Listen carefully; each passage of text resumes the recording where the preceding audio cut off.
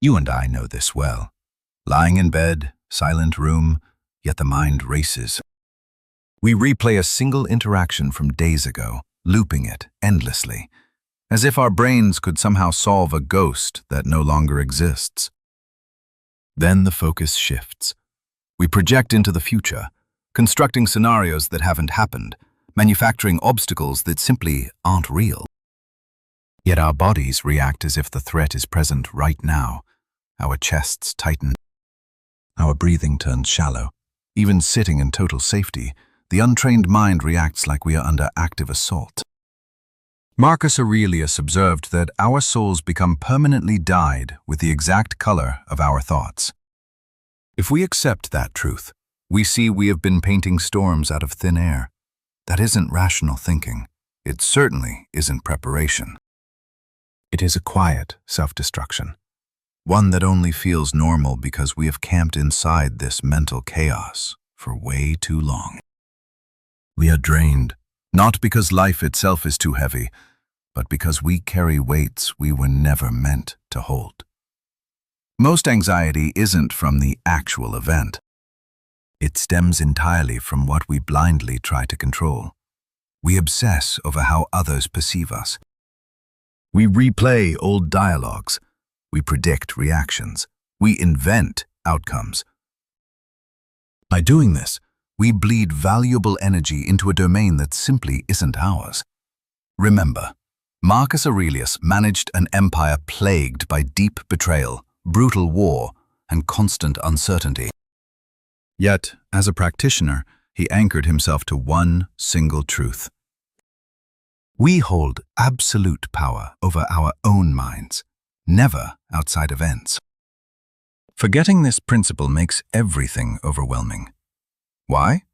Because we stop managing our own character and mistakenly try to manage the entire external world. There is a strict boundary most refuse to accept. The stark dividing line between what is strictly in our control and what absolutely is not. You and I find our clarity right here. Epictetus built his entire philosophical discipline on this single division. Marcus lived it daily, not because it sounded poetic, but because without this active practice, the human mind shatters under heavy pressure. We aren't exhausted from being weak. We are simply burnt out from constantly misallocating our most precious mental energy. We dump our thoughts, deep emotions, and focus into external outcomes that will never obey our commands. We stress over earning respect, but respect isn't ours to command. We agonize over results, yet those final outcomes are never fully ours to dictate. We fret over how others might feel, but their personal emotions fall completely outside our philosophical jurisdiction. Examine our daily habits, and the pattern is obvious. Whenever our minds spiral, they are aggressively trying to reach far beyond their natural borders. The ego attempts to dictate public perception, dictate timing, manage other people, and tame the complete unknown. Every single time it tries this, it fails. And that exact failure breeds deep anxiety. This is the root of overthinking. Not intelligence, not complex problems, but a severe lack of inner boundaries. Without strict limits, our minds become chaotic battlefields without any protective walls. Every little thing breaks in. Everything demands our focus, and nothing ever resolves. As a Stoic, Marcus trained to repeatedly retreat back to his only true domain, his thoughts, his chosen actions, his direct responses. That specific space was his real kingdom, not the Roman Empire, not the citizens, not the future, just the internal, stable ground he commanded. By maintaining that discipline, he could walk right through external chaos without ever absorbing it. This discipline isn't about ignoring reality. It is about actively defining our proper sovereign territory within it. We remain entirely responsible for our daily effort, our strict discipline, our integrity, and our current choices. That exact space is where genuine power exists. It is more than enough, provided we stop diluting it. The fundamental issue? Our ego hates limits. It falsely wants to solve, predict, and control every variable, foolishly believing that maximum control equals maximum safety. We know that is a massive illusion. The harder we fight to control outside events, the weaker our grip becomes on our own minds. We lose sharp focus, we drain our energy. Eventually, we lose our core self in the chaos. This explains why anxiety feels endless. We fight unwinnable wars, so, as practitioners, we must become absolutely ruthless. Not emotionally reactive, not hoping for luck, but precise. Let's make an agreement. Next time the mind spirals, we pause and we ask one single question. Do I have direct, tangible control over this? Not slight influence, not personal preference, but complete command. If the answer is no, we drop it instantly. Not gradually, not halfway, completely. Because every single second we cling to it, it aggressively drains our strength. If the answer is yes, then we take direct action, zero hesitation, and absolutely zero endless overthinking. Because direct action is the only real form of control we possess. Early in practice, this feels entirely unnatural. Our habits will beg to return. To analyze further, to worry deeply, to hold on far too long. But that is just old mental habits resisting discipline.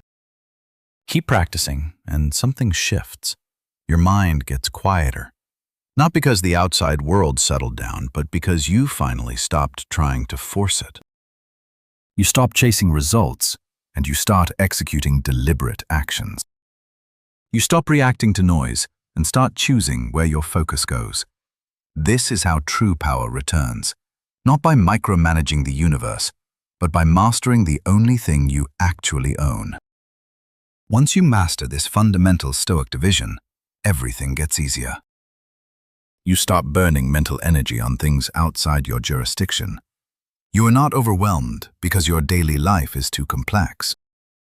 You are overwhelmed because your mind outright refuses to stay in the actual present moment. It constantly drags you backward into dead history and shoves you forward into scenarios that do not even exist. You endlessly replay old conversations. You rewrite past decisions. You invent alternate endings, acting as if there is still something left to fix, manage, or magically change. Then your thoughts suddenly sprint forward, projecting absolute failure, rejection, and loss. Constructing whole futures out of pure uncertainty. Your physical body reacts like the threat is real. This is exactly how deep anxiety takes root. Not from objective reality, but from your mind flatly refusing to stay there. You and I can learn from Marcus Aurelius here. He understood this trap, constantly forcing his focus back to the present, not as abstract philosophy, but as rigorous discipline. He refused to let his thoughts wander unchecked. He knew an untrained mind quickly becomes a very dangerous neighborhood. He reminded himself to lock his attention onto the current moment. Why? Because right now is the only place where deliberate action exists, and the only ground where real strength works. Everything else is just faded memory or fabricated imagination. Neither of those can be managed. Living in the past means fighting a battle that is already lost and sealed. Living in the future means trying to dominate events that have not even shown up yet. In both scenarios, you burn vital energy chasing absolute ghosts. Look at your own life. How much of your daily mental bandwidth gets wasted on things not happening right now? You dissect a conversation from Tuesday, judging every word, stressing over opinions. You act like there is some alternate timeline where you can go back and deliver a better script. There is not. The door is shut tight. No amount of overthinking unlocks it. Instead, you leap forward, obsessing over worst-case scenarios, bracing for disasters that might never materialize. You think this endless worrying protects you, but it absolutely fails. It is just self-inflicted mental torture keeping you perpetually tense. You are swinging fists at shadows, and shadows never take damage. Aurelius faced brutal uncertainty every single day, not in theory, but in harsh reality. He led massive armies, suffered deep betrayals, and survived plagues. Yet, he completely refused to let his sanity erode over what might possibly happen.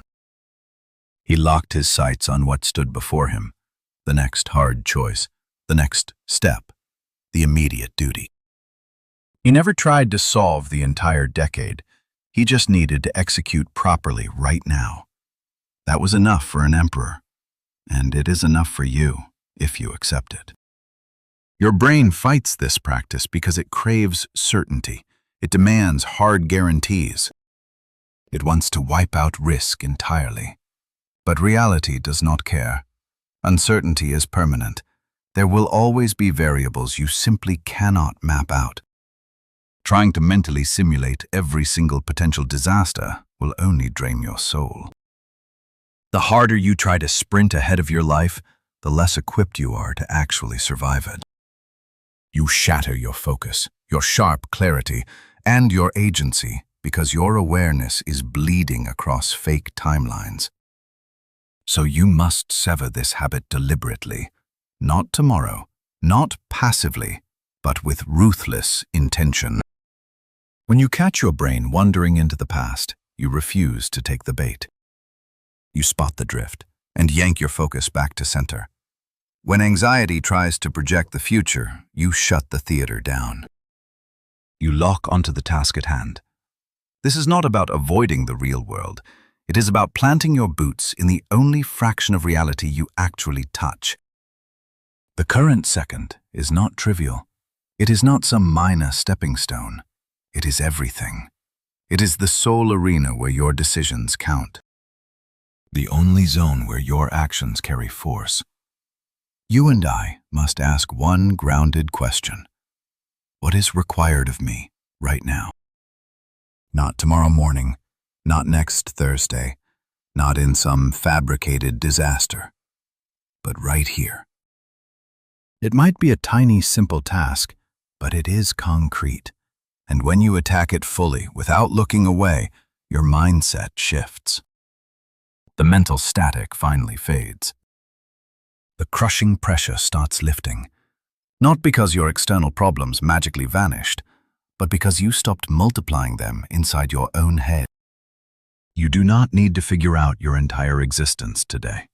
You only need to conquer this exact minute, and then the next. This is how true resilience is forged. Not through frantic prediction, but through unwavering presence. I found clarity not by thinking more, but by letting go of useless noise. The past is dead. The future is out of our hands. But right now, we can live this moment. That is our actual power. Always has been. You and I often think our anxiety comes from outside events. But when I look closely at my own practice, that simply is not true. The event is rarely the problem. It is the story we tell ourselves that creates the heavy mental burden. A basic thing happens, just a small, neutral fact. Instantly, our minds start building an elaborate story around it, attaching fake meaning. We invent intentions. We imagine catastrophic outcomes that simply do not exist. Within seconds, everyday reality becomes a massive threat. That is exactly how toxic overthinking breeds. Not from actual facts, but purely from interpretation. The Stoic emperor Marcus Aurelius trained his mind to see raw reality, completely stripping away the heavy emotional filters. He practiced breaking situations down to their core. He cut out the drama, dropped the fierce judgments, and killed the exaggeration. He constantly reminded himself, drop your personal opinion about an event and the inner disturbance vanishes instantly. For him, this was never just abstract philosophy. It was a brutal, daily practice. Because he understood an unchecked mind distorts reality until it turns completely unrecognizable. I see this happen constantly in my own daily life. I get a brief text from a friend, and my brain instantly overanalyzes it. Why so short? Are they mad at me? Did I mess up? Am I in trouble? None of those panicked questions actually came from the text. They sprang entirely from the chaotic narrative in my head. The objective fact is incredibly simple. A text was sent. Everything else is pure fiction. A heavy layer of judgment I slapped onto it. And once that story takes hold, the nervous system reacts like it is absolute truth. My mood crashes. My physical energy tanks. Total focus vanishes entirely. All over a total illusion that never existed outside my own skull. In my Stoic practice, I call this the invisible engine of stress. We are not reacting to actual reality. We are only reacting to our flawed interpretation of it. And since those mental stories are often dark, wildly exaggerated, and rooted in fear, our whole reality warps. I start spotting enemies where none exist, feeling bitter rejection out of nowhere, tasting brutal failure before I even begin. Our anxious brains try to fill in the blank spaces, usually pouring in the absolute worst-case scenario imaginable. Marcus Aurelius trained hard to anchor himself back to objective truth. He would stare at a crisis and describe it using only cold, boring facts. Almost like a detached scientist studying an experiment from the outside. Zero emotion, zero wild assumptions, just naming what sits right there. As a practitioner, I know most never build this mental discipline. Without it, the brain babbles endlessly. The issue is not that the mind invents stories. The trap is that we believe them without pushing back. So let us interrupt this vicious cycle together. Next time something triggers you, when that familiar dark wave of anxiety hits, just pause. Instead of chasing that wild narrative, step completely back. Stare at the raw event itself. Ask yourself what physically happened. Forget the ego. Focus entirely on what objectively took place. Slice the pure facts right out of the messy interpretation. The truth is always simple, perfectly clear, and usually highly manageable. Your wild interpretation is what makes the situation feel absolutely crushing. When I started this, it felt impossibly hard because my brain demanded instant reactions. It loved jumping to wild conclusions to shield me from fake threats. But that fake armor carries a steep price. It breeds tension and utter mental chaos. And it keeps us securely locked inside loops of totally useless stress. The more I practice tearing fact away from fiction, the more I realize my suffering was entirely self-inflicted. Not on purpose, just out of habit. Clear vision holds immense, quiet power. When we scrape off the dramatic exaggeration and mute the loud emotional static, the remaining core is something we can easily handle. A tense chat becomes just words. A dumb mistake is just a minor error. A massive challenge shrinks into a basic task to check off. Reality loses all power to intimidate us simply because it is no longer suffocated under thick layers of fake, imagined disaster. In my practice, I never try to crush thoughts by brute force. I simply cross-examine them with sharp precision. Not every idea your brain spits out is true, and not every stray thought deserves your precious attention. Once we learn to observe without blindly believing, we create valuable space together. In that quiet gap, we take back control. I stopped getting dragged into every dramatic script my brain wrote. Instead, I started carefully picking which ones were actually worth my time. This is the real secret to deep Stoic clarity. Not by killing your thoughts, but by forging them. Not by gagging the brain, but by training it. The raw physical event is never as heavy as the fake story we attach. Once I truly saw that in my own life, I realized most of my heavy burdens were total ghosts. We rarely suffer from the actual worst-case scenario. We suffer from the illusion. In my practice, I see it constantly. You suffer because you run instead of turning to face it. Your mind constantly circles around anxiety. It grazes the edges but refuses to push all the way through. Because of this habit, the fear stays alive. Shapeless and undefined, it just grows larger in the dark. You desperately distract yourself. You try forcing positive thoughts. You attempt to replace it with something much lighter. But it always returns because nothing was resolved, merely avoided. This is the core engine driving your constant overthinking. It is the refusal to look directly at danger. As Stoics, we know Marcus Aurelius never built his calm by pretending bad things would not happen. He built his resilience by accepting that absolutely everything could happen. Loss, failure, betrayal, sickness, and death. None of these harsh realities were hidden from his awareness. He deliberately dragged them into the light. Not to manifest fear, but to strip its power. He knew firsthand that the unknown always terrifies us more than the known. And our minds, when left completely unchecked, will always invent a narrative much worse than reality itself. So instead of letting imagination run wild, he trained it with intent. He followed fear to its absolute end. This is the exact practice you and I often avoid. You block your thoughts the second they get uncomfortable. And because of that reflex, the fear remains totally unresolved. You feel an anxiety starting. You sense exactly where it might lead. And then you immediately pull back. You seek distraction. You shove it aside. But your brain refuses to forget. It tightly grips that unfinished open loop. And it keeps returning to the scene again and again, desperate for closure.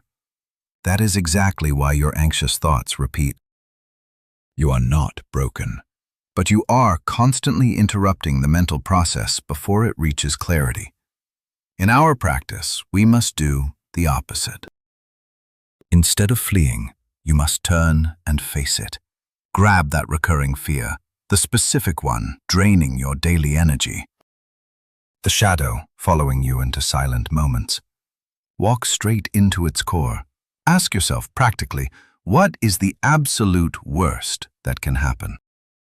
Not vaguely, not with blind emotion, specifically define it.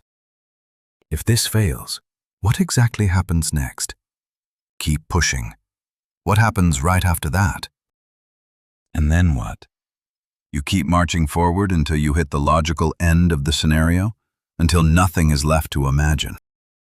Initially, this exercise feels awful, because you are stepping into territory you trained yourself to dodge. But as you continue the practice, something deeply shifts. The panic loses its shape. What felt like a massive, vague threat suddenly becomes a logical sequence of events you can easily understand. Maybe you fail miserably. Maybe you lose money. Maybe people judge you harshly. Maybe you have to start over. And then what? Look at yourself. You are still here, still breathing. You still possess the agency to act, to rebuild, to step forward. Your mind finally realizes a truth it previously ignored. The ultimate worst-case scenario is rarely the end. It is merely a rough milestone on a much longer path. Our Stoic teachers constantly remind us that we can endure far more than we assume. Most of what terrifies you is nowhere near as destructive as your imagination claims. True practitioners never gain strength by dodging hardship. We forge it by making ourselves intimately familiar with the pain. When you finally make peace with potential loss, it immediately stops dictating your life choices. Accept that things will go wrong, and you stop freezing over a need for absolute certainty. You stop demanding guarantees before taking a step, because you know that even in ruin, you remain capable. As a philosopher, I promise this is where real freedom starts. Not by controlling every result, but by destroying the fear of the outcomes entirely. When the worst case stops terrifying you, everything feels lighter. Your decisions become sharp. Your daily actions become simple. Your brain no longer needs to scan the horizon for danger. It can finally rest. Not because our world is safe, but because you are no longer afraid of what tomorrow brings. Avoidance breeds heavy anxiety. Brutal confrontation dissolves it completely. The exact second you stop running, your chaotic mind begins to quiet down. Not instantly, and not completely, but steadily. You shatter the endless cycle of unfinished fear, and in its place, we build something much stronger. So what do you and I build here? A calm rooted in harsh acceptance, not illusion. You do not eliminate fear, you understand it. Walk boldly through it. See it for what it actually is. The moment you do, it completely loses power over you. In my experience, your overthinking is rarely about survival. It is about perception. It is never about what actually happens to you. It is entirely about how others will judge you. You replay old conversations, not because the actual outcome matters, but because you desperately want to control your image. You hesitate on decisions, not because you lack the knowledge to act, but because you are calculating how it looks to the crowd. This is the invisible pressure shaping your anxious thoughts. You and I both know the trap, begging for approval, needing acceptance. Before you know it, you build your entire existence around an audience that barely notices you. Marcus Aurelius caught this perfectly. It drove him crazy. In his own journals, he questioned why we put so much weight on outside opinions, knowing full well how shallow and totally unreliable they are. We somehow respect our own judgment less than the whims of confused, distracted people driven entirely by their own insecurities. That is the trap. You hand the keys to your mind to people who cannot even control their own thoughts. The second you do that, your inner peace is completely gone. It gets tied to reactions, empty praise, and variables you absolutely cannot manage. Let us observe how this infects your daily practice. You type out a text and read it 5 times, nervously adjusting the tone, swapping words to make it look flawless. Not to speak clearly, but because you are terrified of being judged or misunderstood by them. You analyze your life choices, your work, your everyday actions, not by asking what is actually right, but by obsessing over how the crowd is going to interpret your moves. You rehearse arguments that have not even happened, shielding yourself from criticism that does not exist. This burns your energy. This creates massive anxiety, and absolutely none of it grants you control. Because no matter how hard you train your mind, you cannot ever dictate another person's thoughts. Marcus Aurelius rejected this path entirely. He reminded himself daily that public opinion is just a fleeting illusion, forged by narrow viewpoints and passing moods. Today they might praise you. Tomorrow they might tear you down. Neither reaction changes the core of who you are. If you build your foundation on these shifting sands, you will never find balance. You will constantly pivot, constantly put on a show, chasing a target that never stops moving. That is not a disciplined life. It is just reacting. Here is the reality. People are not obsessing over you the way you think they are. They are trapped inside their own heads, drowning in their own fears and desperate need for validation. Just as you overthink your every move, they are obsessing over theirs. The crowd you want to impress is barely even looking in your direction. And if they do look, their vision is clouded by their own messy baggage, raw biases, and deep flaws. You cannot control that. More importantly, you do not need to. Stick with me here. When you finally grasp this, your entire mindset shifts. You quit obsessing over your public image, and you lock in on your actual character. You stop asking how it looks, and you start asking if it is morally right. That is the only benchmark that holds weight. Your own reason, your own principles, your own unbending integrity. Marcus Aurelius chained his mind to this internal compass, not because the work was easy, but because it was the only solid ground. Everything else is temporary. Public opinions, random events, external outcomes. But his power to choose his own response remained entirely his. This philosophy does not mean isolating yourself or rejecting human connection. It just means cutting off the craving for approval. Listening and begging for validation are totally different. You can absorb rational feedback without letting it break your foundation. You can stay open without becoming a puppet. The second you start begging the crowd to validate your worth, you reclaim power they had no right to hold. You drop the exhausting act. You stop desperately justifying your choices to every passing stranger. You finally drop the crushing burden of maintaining a fake persona. Real mental freedom starts quietly. It is not some loud, dramatic awakening. It is forged through tiny, disciplined habits. Speaking your mind without filtering the truth, taking action just because it is virtuous, not because it looks impressive. Letting outsiders misunderstand you without rushing to defend yourself. Every single time you practice this, you break the chains of external validation. By choosing your own moral standard over the noise of the mob, you forge an iron core that mere opinions can never break. You do not require a consensus. You do not need the illusion of perfection. You must stop trying to manipulate how the world perceives you. What you actually need is absolute clarity in your actions and unbreakable consistency in your principles. That is the root of true stability. That is the start of peace. When you finally sever your self-worth from the fickle reactions of others, your mind goes silent. Because you stop wasting logic trying to calculate variables that were never yours to control. In that disciplined silence, you unlock something incredibly rare. A life commanded from the inside out. You and I have been conditioned to panic. Taught that the second something feels uncomfortable, we have to act right away.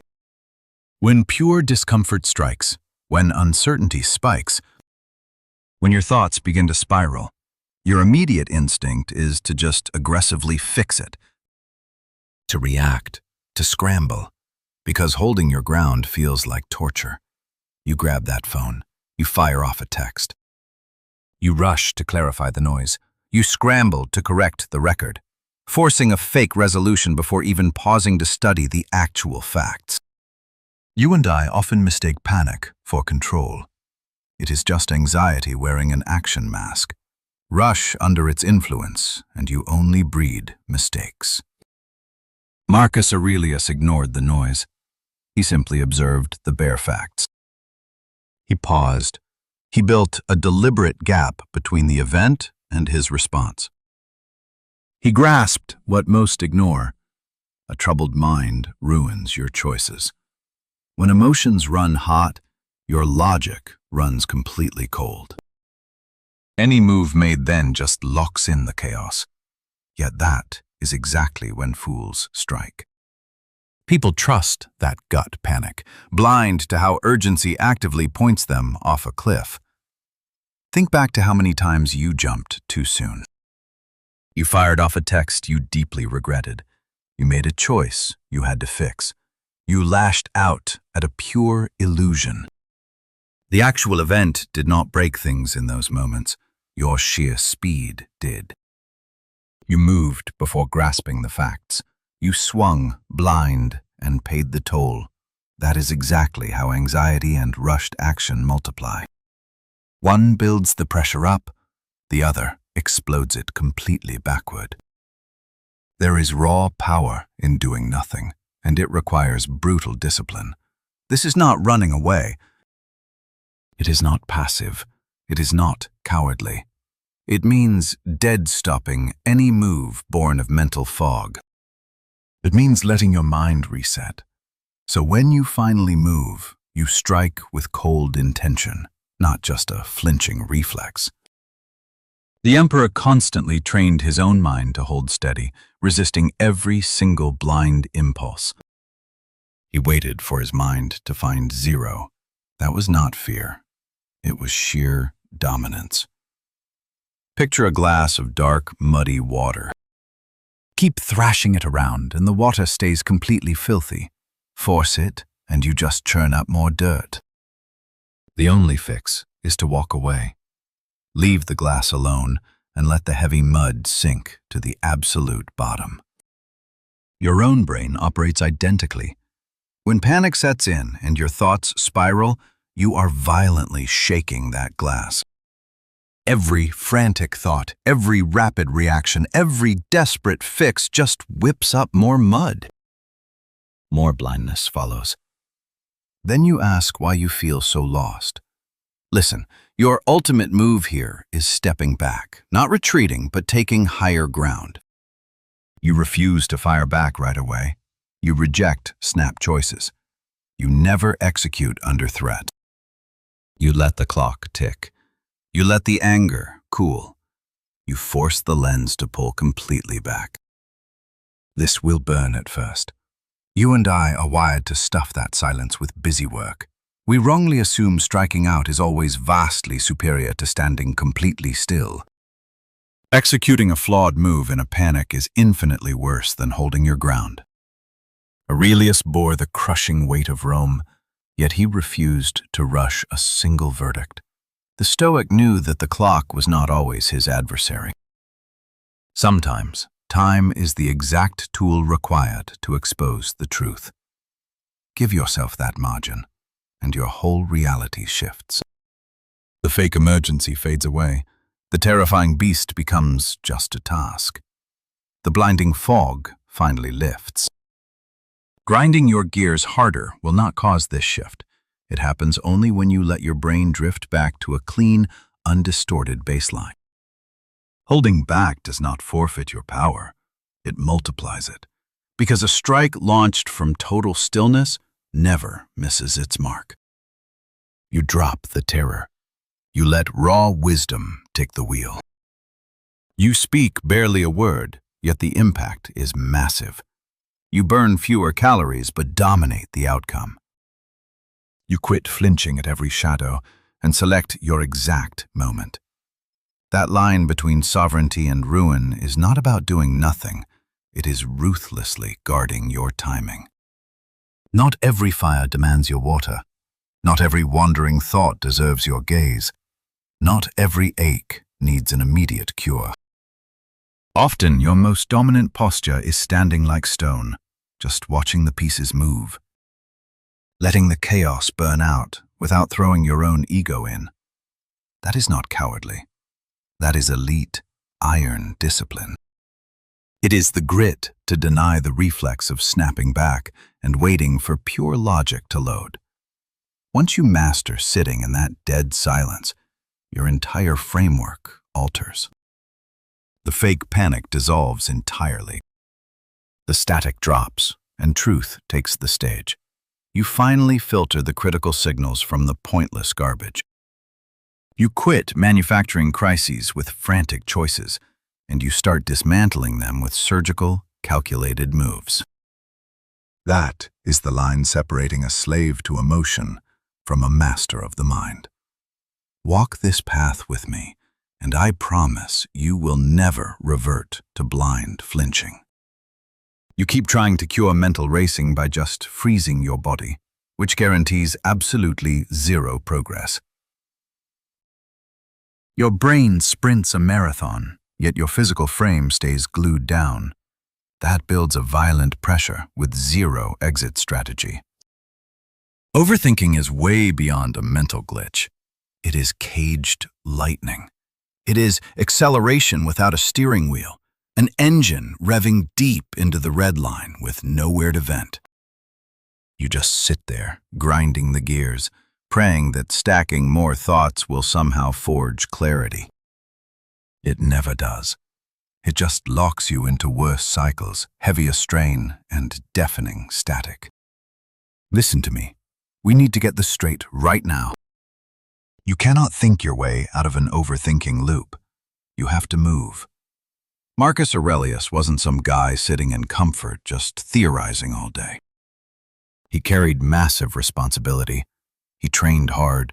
He endured brutal physical hardship. He knew from hard practice that the mind and body aren't divided systems. When one falls out of balance, the other drags right behind it. He didn't wait for a perfect mental state before stepping up. He took action, and through that very movement, his mind found alignment. This is the exact Stoic lesson people skip. They demand to feel totally ready before making a move. They want a clear head first. But clarity is the reward for taking action, not the prerequisite for it. Watch what happens when you sit around with a racing mind. Your thoughts start stacking up, building massive internal pressure with absolutely zero release valve. Your muscles lock up. Your breaths get short and tight. Your focus vanishes, and every single issue feels crushing. I promise you, this isn't because your problems are actually that massive. It happens because your internal energy lacks an outlet. It turns inward on itself. And undirected energy will always start chewing you apart. That right there is anxiety. It isn't real danger. It is just raw energy trapped inside a cage. So we have to shatter that pattern, not softly, but with absolute force. The second you catch your mind spinning, do not sit there trying to logic your way out of the trap. You stand up. You move. You hand your body a concrete physical task. It absolutely does not need to be complex. It simply needs sharp physical focus. Drop to the floor right now and hammer out push-ups until you burn. Or step outside and march with actual purpose. You can scrub your room with absolute precision. You can jump under cold water to shock your awareness right back into your bones. The exact movement matters less than the mental shift it triggers. In our practice, we use that motion to drag awareness out of the clouds and slam it into reality. When you force the body to work, the mind loses its room to panic. It gets locked onto the present moment, onto the sweat, the deep breaths, the physical grind. Understand, this isn't running away. It is a hard system reset. You are smashing the feedback loop. Instead of stacking more worries onto the pile, you are swapping them out for raw momentum. And raw action cuts through mental static in a way pure logic never will. As a Stoic, Marcus viewed discipline as a daily physical practice, not just some abstract theory. He constantly reminded himself that our human purpose isn't sitting around debating endless worries, but stepping up and taking rational action. Action anchors you. It builds a solid foundation. It reminds you that you aren't just a brain suspended in a jar of stress. You are flesh and bone, built for motion, wired for hard effort. Capable of doing real work right now.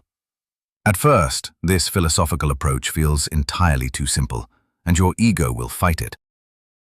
It tells you to figure out every variable first. It whispers that you need more planning, that you aren't quite ready to pull the trigger. But that is the exact mental trap holding you down. You absolutely do not need another thought. You need a brutal interruption. You must snap the chain before it chokes you out, and your physical body is the sharpest tool for that job. As you make this your daily practice, you will notice a massive shift. The volume of your mental noise drops off. Not because the world got easier, but because you finally stopped feeding your problems constant attention. The chaos settles, your sharp edge comes back. From that grounded state, any required thinking becomes deadly precise. This is how you and I rebuild real control, not by forcing thoughts down, but by channeling our energy outward. Nature didn't design you to sit paralyzed while your brain spins out. You were built to move, to strike, to grapple with the real world. The second you force your physical frame to lead, the mind stabilizes. The internal pressure bleeds out, the static fades away. What you get back is infinitely better than overthinking. A stoic clarity, primed for intentional action. This is exactly how anxiety starves. Not because you outsmarted it in your head, but because you permanently removed the oxygen it needs to survive.